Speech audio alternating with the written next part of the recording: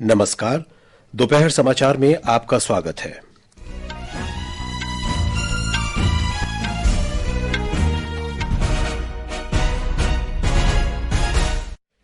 मुख्य समाचार। सीरियाई विद्रोहियों के राजधानी दमिश्क पर कब्जे की खबरों के बीच राष्ट्रपति बशर अल असद देश छोड़कर अज्ञात स्थान पर गए। गृह मंत्री अमित शाह ने सीमा की सुरक्षा, घुसपैठ रोकने और वामपंथी उग्रवाद से निपटने में सीमा सुरक्षा बल की भूमिका की सराहना की। विदेश मंत्री सुब्रमण्यम जयशंकर आज बहरीन में मनामा संवाद में भाग लेंगे। उत्तराखंड में शीतकालीन चारधाम यात्रा शुरू। ऑस्ट्रेलिया ने भारत से एडिलेड में बॉर्डर गावस्कर ट्रॉफी श्रृंखला का दूसरा क्रिकेट टेस्ट मैच 10 विकेट से जीता। 5 मैचों की श्रृंखला 1-1 से बराबर। और दुबई में अंडर 19 एशिया कप क्रिकेट के फाइनल में बांग्लादेश ने भारत को जीत के लिए 199 रन का लक्ष्य दिया। दोपहर समाचार के साथ मैं विशाल शर्मा। सीरिया में विद्रोहियों ने राजधानी दमिश्क पर कब्जा कर लिया है। सरकारी बलों ने विद्रोहियों का कोई विशेष प्रतिरोध नहीं किया। मीडिया की खबरों के अनुसार राष्ट्रपति बशर अल असद देश छोड़कर किसी अज्ञात स्थान पर चले गए हैं। एक रिपोर्ट।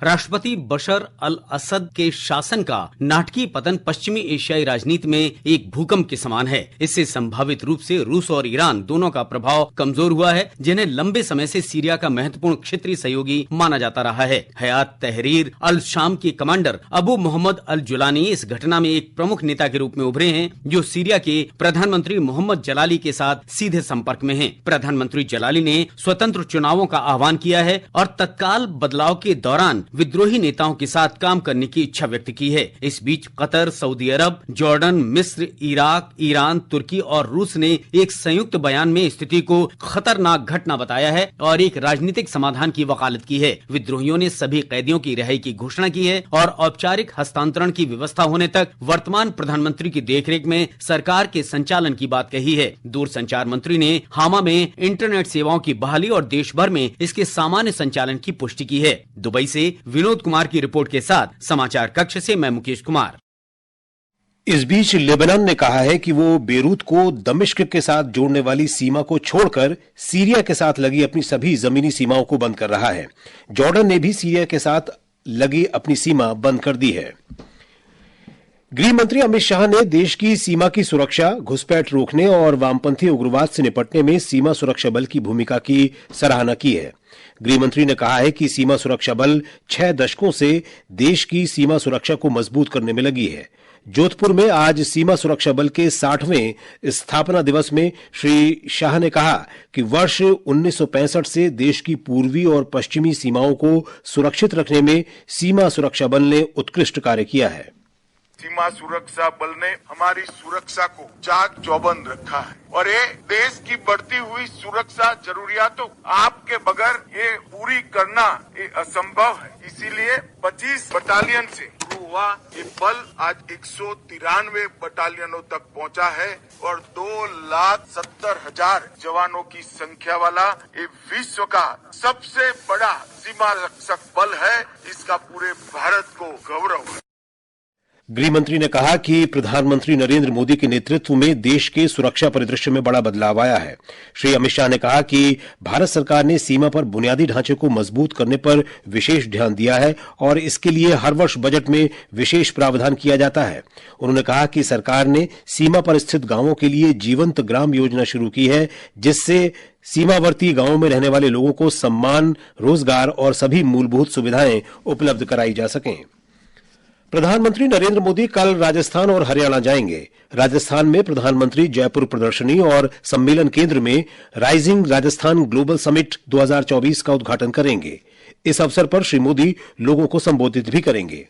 प्रधानमंत्री हरियाणा के पानीपत में बीमा सखी योजना की शुरुआत करेंगे। ये योजना 18 से 70 वर्ष की 10वीं पास महिलाओं को सशक्त बनाने के लिए है। प्रधानमंत्री हरियाणा के करनाल में महाराणा प्रताप बागवानी विश्वविद्यालय के मुख्य परिसर का शिलान्यास भी करेंगे। केंद्रीय पत्तन, पोत परिवहन और जलमार्ग मंत्री सर्बानंद सोनोवाल ने कहा है कि भारत वर्ष 2047 तक विश्व के शीर्ष 10 समुद्र तटीय बंदरगाह गतिविधियों वाले देशों में शामिल हो जाएगा।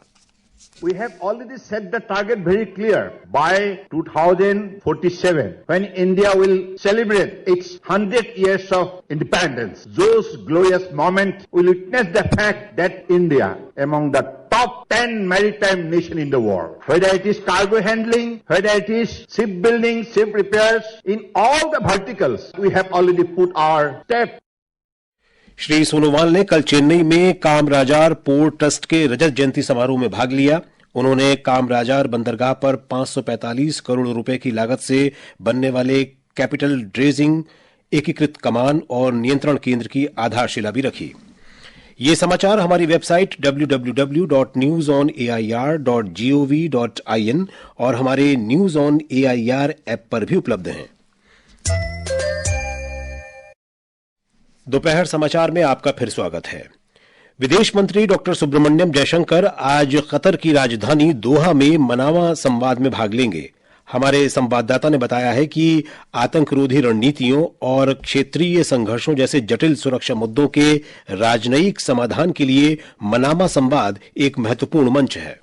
विदेश मंत्री डॉक्टर एस जयशंकर मनामा संवाद के समापन पूर्ण सत्र को संबोधित करेंगे। इस सत्र में चेक गणराज्य के राष्ट्रीय सुरक्षा सलाहकार टॉम स्पोजर और बहरीन के विदेश मंत्री डॉक्टर अब्दुल लातिफ बिन राशिद अल ज़यानी भी भाग लेंगे। International institute for strategic studies IISS के महानिदेशक डॉक्टर बास्टियन गेगेरिच की अध्यक्षता में इस सत्र में क्षेत्रीय रणनीतिक सहयोग के भविष्य पर चर्चा होगी। डॉक्टर जयशंकर अपने 4 दिवसीय पश्चिम एशियाई दौरे के दूसरे चरण में बहरीन के विदेश मंत्री डॉक्टर ज़यानी के साथ चौथे भारत बहरीन उच्च संयुक्त आयोग की सह अध्यक्षता भी करेंगे। ये मंत्री स्तरीय बैठक द्विपक्षीय संबंधों के संपूर्ण स्पेक्ट्रम की समीक्षा करेगी और भारत और बहरीन के बीच बहुमुखी संबंधों को और मजबूत करने के तरीकों पर चर्चा करेगी। IISS द्वारा आयोजित मनामा डायलॉग पश्चिम एशिया में अंतर्राष्ट्रीय सुरक्षा चर्चा के लिए एक प्रमुख मंच है। डायलॉग का इस वर्ष का विषय है क्षेत्रीय समृद्धि और सुरक्षा को आकार देने में मध्य पूर्व नेतृत्व।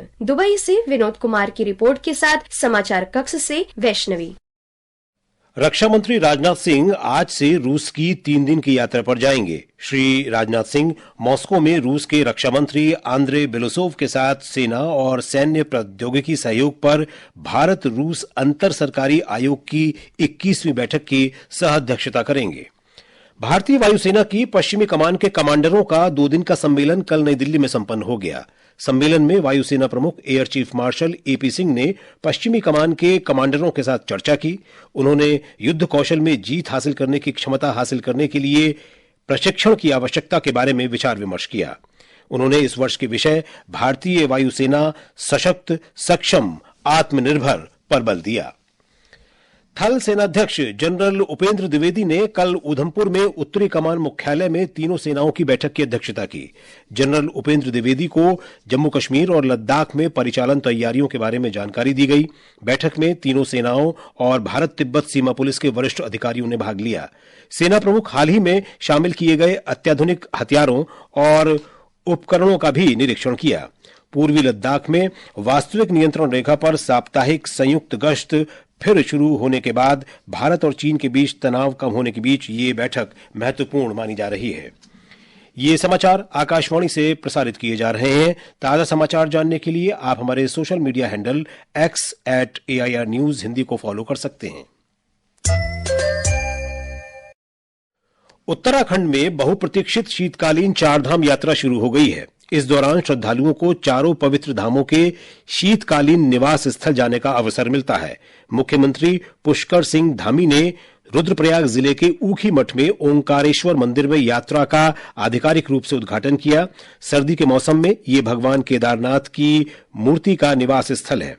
इस अवसर पर मुख्यमंत्री ने शीतकालीन चारधाम यात्रा पर आने वाले श्रद्धालुओं के लिए सुविधाएं बढ़ाने की सरकार की प्रतिबद्धता व्यक्त की। सभी श्रद्धालु, तीर्थयात्री, पर्यटक, उनकी यात्रा भी सुगम हो। हम लगातार प्रयास कर रहे हैं कि शीतकालीन प्रवास के दृष्टि से हर सुविधा जो यहाँ हो सकती है वो हम करें। इसके अतिरिक्त कल शाम रुद्रप्रयाग में आयोजित एक कार्यक्रम में श्री पुष्कर सिंह धामी ने बताया कि यात्रियों के व्यापक प्रबंध के लिए आने वाले दिनों में एक उच्च स्तरीय बैठक भी की जाएगी। इस पहल से क्षेत्र में आध्यात्मिक पर्यटन को बढ़ावा मिलने की उम्मीद है। नई दिल्ली के भारत मंडपम में अष्टलक्ष्मी महोत्सव मनाया जा रहा है। इसका उद्देश्य पूर्वोत्तर भारत की सांस्कृतिक विविधता और विरासत को संरक्षित करना है। 3 दिन के इस कार्यक्रम का समापन आज होगा। भारत के एकीकृत भुगतान प्रणाली यूपीआई ने वित्तीय समावेशन को बढ़ाने और समान आर्थिक विकास को बढ़ावा देने में सफलता प्राप्त की है। भारतीय प्रबंधन संस्थान और इंडियन स्कूल ऑफ बिजनेस के एक अध्ययन के अनुसार यूपीआई ने वंचित समूहों को औपचारिक ऋण तक पहुंचने में सक्षम बनाया है। वर्ष 2016 में शुरू यूपीआई ने देश में वित्तीय लेनदेन के स्वरूप को बदल दिया है। चंडीगढ़ एक सुरक्षित समाज सुनिश्चित करने और 3 नए आपराधिक कानूनों के पूर्ण कार्यान्वयन के माध्यम से दंड से न्याय तक का सफर तय करके भारत के विकास में योगदान देने वाले पहले केंद्र शासित प्रदेशों में से एक बन गया है। 3 कानूनों भारतीय न्याय संहिता, भारतीय नागरिक सुरक्षा संहिता और भारतीय साक्ष्य अधिनियम की अवधारणा औपनिवेशिक युग के कानूनों को हटाने के लिए प्रधानमंत्री नरेंद्र मोदी के दृष्टिकोण से प्रेरित रही है। चंडीगढ़ ने 5 महीने के भीतर ये उपलब्धि प्राप्त की है।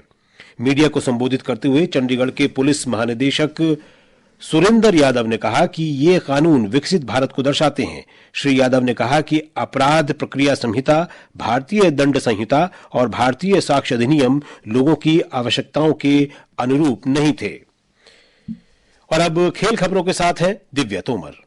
ऑस्ट्रेलिया ने भारत को 10 विकेट से हराकर बॉर्डर गावस्कर क्रिकेट ट्रॉफी का दूसरा टेस्ट जीत लिया है। मेजबान टीम ने भारत को दूसरी पारी में 175 रन पर आउट करने के बाद बिना किसी नुकसान के 19 रन का लक्ष्य हासिल कर लिया। इस जीत के साथ 5 मैचों की श्रृंखला 1-1 से बराबर हो गई है। दुबई में under 19 Asia cup cricket tournament के फाइनल में बांग्लादेश ने भारत को जीत के लिए 199 रनों का लक्ष्य दिया है। पहले बल्लेबाजी करते हुए बांग्लादेश की टीम 198 रन पर आउट हो गई। इससे पहले भारत ने टॉस जीतकर पहले गेंदबाजी का फैसला किया। भारत अंडर 19 की अगुवाई मोहम्मद अमान कर रहे हैं, जबकि बांग्लादेश की अगुवाई अजीजुल हकीम तामिन कर रहे हैं। रिकॉर्ड 8 बार खिताब जीत चुके भारत की नजर आज 9वीं बार खिताब जीतने पर होगी। सिंगापुर में फिडे विश्व शतरंज चैंपियनशिप में आज भारतीय ग्रैंड मास्टर डी गुकेश और मौजूदा विश्व चैंपियन चीन के डिंग लिरेन के बीच 11वीं बाजी खेली जाएगी। मैच कुछ देर में 2:30 पर शुरू होगा। इससे पहले कल दोनों खिलाड़ियों के बीच 10वीं बाजी भी ड्रॉ रही। प्रतियोगिता में लिरेन और गुकेश 5-5 अंक के साथ बराबरी पर हैं। ओमान के मस्कट में जूनियर एशिया कप महिला हॉकी टूर्नामेंट में आज भारत का सामना बांग्लादेश से होगा। प्रतियोगिता में कल ग्रुप ए के मुकाबले में चीन ने बांग्लादेश को 19-0 से पराजित किया। वहीं मलेशिया ने थाईलैंड को 3-0 से हराया। ग्रुप बी में जापान ने श्रीलंका को 15-0 से शिकस्त दी। और अब बात मौसम की। जम्मू कश्मीर में कल इस मौसम की सबसे ठंडी रात रही। पूरी कश्मीर घाटी में न्यूनतम तापमान में वृद्धि हुई है। मौसम विभाग ने अगले 2 दिन तक हल्की वर्षा और हिमपात का अनुमान व्यक्त किया है। कश्मीर में शोपियां जिला सबसे ठंडा रहा। यहां तापमान 0 से 4.5 डिग्री नीचे दर्ज किया गया। राष्ट्रीय राजधानी दिल्ली में वायु गुणवत्ता खराब श्रेणी में आ गई है। आज दोपहर 1 बजे वायु गुणवत्ता सूचकांक 284 दर्ज किया गया।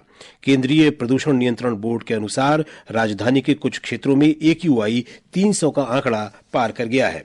मौसम विभाग ने दिल्ली और आसपास के क्षेत्रों में अगले 2 दिन तक सुबह और शाम के समय स्मॉग और हल्का कोहरा छाए रहने की संभावना व्यक्त की है।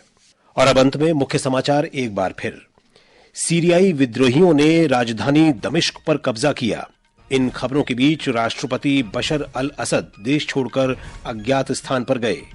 गृह मंत्री अमित शाह ने सीमा की सुरक्षा, घुसपैठ रोकने और वामपंथी उग्रवाद से निपटने में सीमा सुरक्षा बल की भूमिका की सराहना की।